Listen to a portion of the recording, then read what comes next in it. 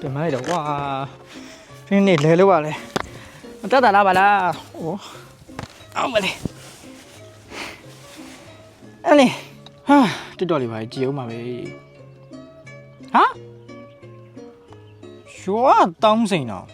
ဖူဘလော့ကဆိုပါလားအမေတဟုတ်ပါဟာဟိုကမျိုးတော့ထွန်းလာမလားဟိုတယ်ဘလော့ကဆိုပဲမလေးကွာကြီးကြီးကျယ်ကျယ်မျိုးရောက်မှာဟိုတယ်ဘလော့ကလေနေစမ်းပါသူတို့တော့ဘလော့ကာလုံနေပြီပဲငါလဲစိုက်ခင်းဘလော့ကာလုံမကောင်းလားစိုက်ခင်းဘလော့ကာလုံမယ်ဒီနေ့စိုက်တက်တော်ရိုက်မယ်ตาကြောတက်တော်ရိုက်ပြီစိုက်ခင်းဘလော့ကာလုံမလားလာတာအေးအမျိုးတို့ရေမင်္ဂလာပါဒီနေ့မှာတော့ကျွန်တော်ตาကြောရဲ့လဲတော့လိုက်ပြမှာဖြစ်ပါတယ်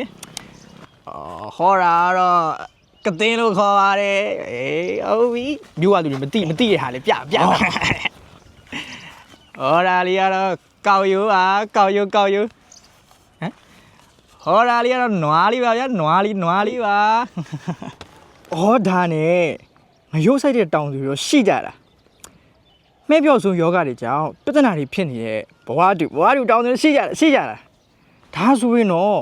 ကိုตาကြောကနေပြီးတော့ဒုက္ခမှာဖြန့်ချီရဲ့မဟာမူရှင်ကိုအသုံးပြုဖို့အကြံပေးကြပါတယ်သူက